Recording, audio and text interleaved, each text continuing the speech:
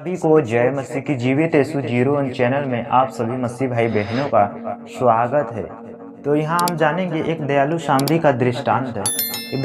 एक दृष्टांत था जबकि वहाँ पर यीशु मसीह भी वहाँ पर रहते हैं, लेकिन यीशु मसीह के पास एक व्यवस्थापक उठता है और यह कहकर उसकी परीक्षा करने लगता है कि हे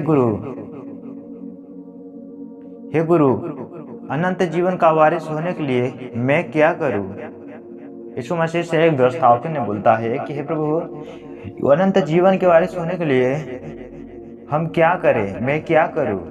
लेकिन यहाँ पर उसने कहा कि व्यवस्था में क्या लिखा है, तू कैसे पढ़ता है? यीशु मसीह ने बोला, जो पुराने समय की व्यवस्था था, उस समय में व्यवस्था में क्या लिखा था जो कि तू अनंत जीवन के वारिस होने के लिए मेरे से पूछता है? लेकिन यहाँ पर उसने उत्तर दिया, हे प्रभु, अपने परमेश्वर से अपने सारे मन और अपने सारे प्राण और अपनी सारी शक्ति के और अपनी सारी बुद्धि के साथ प्रेम रख और अपने पड़ोसी से अपने समान प्रेम रख। यीशु मसीह के वो बताया, उसने कहा, तूने ठीक उत्तर दिया, यह कर तो तू जीवित रहेगा। यीशु मसीह ने बताया उस व्यवस्थापक से कि यदि तू इसको करता रहेगा तू जीवित रहेगा, यदि तू परमेश्वर की आज्ञा को मानेगा और अपने पड़ोसी से अपने समान प्रेम रखेगा तो तू जीवित रहेगा। और बताया कि उसने कहा कि अपने आप को धर्मी ठहराने की इच्छा से यीशु से पूछा। उस व्यवस्थापक ने यीशु मसीह से अपने आप को धर्मी ठहराने के लिए बताता है क्या?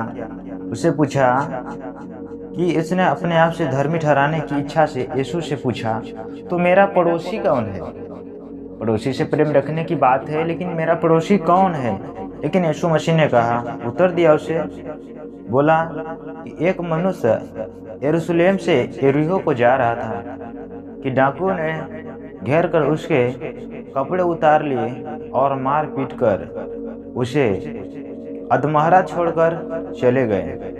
और ऐसा हुआ कि उसी मार्ग से एक याजक जा रहा था, परंतु उसे देख के कतरा कर चला गया। मतलब कतराने का मतलब ये होता है जैसे कोई व्यक्ति गिरा है रास्ते पर, रोड में या सड़क में कहीं रास्ते पर, तो उसको दुख नहीं आया, उस पर तरस नहीं आया, जो कि उसे कतरा कर मतलब उस पर दृष्टि नहीं किया, उस पर दया नहीं किया, वो चला गया।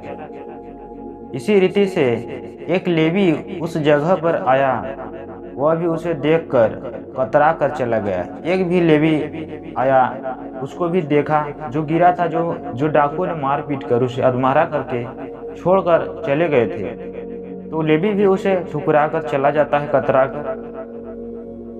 परंतु एक सामरी यात्री वहां आ निकला और उसे देखकर तरस खाया। उसे जो सामरी था उसी यात्रा में निकल कर चल रहा था, लेकिन जब उसे गिरे हुए को जब देखा तो उसने तरस खाया।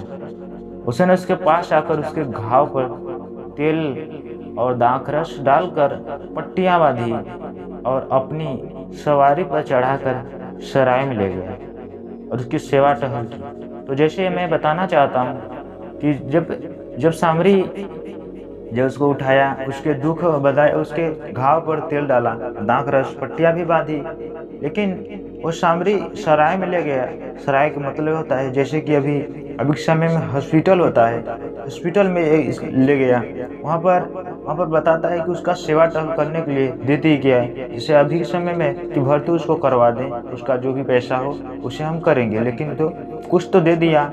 जैसे कि पहले हॉस्पिटल में जबकि वहाँ पर एडमिट करते हैं तो उसको कुछ पैसा लेते हैं, फिर काम होने के बाद पैसा लेते हैं। उसी तरह दूसरे दिन उसने 2 दिनार निकाल कर सराय के मालिक को दिए।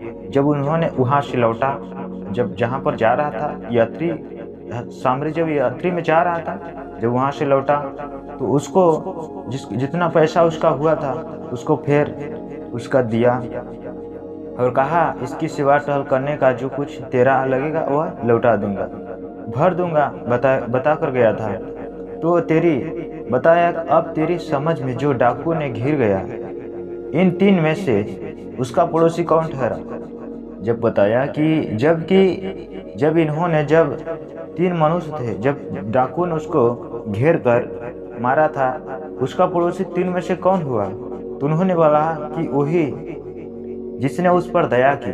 यीशु ने कहा, जा तू भी ऐसा ही कर, कि तू भी एक दूसरे का इसी तरह मदद कर। तो पड़ोसी वही हुआ जिसने उसका मदद किया। तो आप उम्मीद करता हूँ कि आप लोगों ने इस कहानी में, इस और दृष्टांत में कर समझे होंगे। हमारे चैनल पर नए होंगे तो चैनल को सब्सक्राइब कर देना और वीडियो को लाइक करके एक दूसरे के पास शेयर करना मत भूलना। तब तक सभी से विदा चाहता हूँ। God bless you.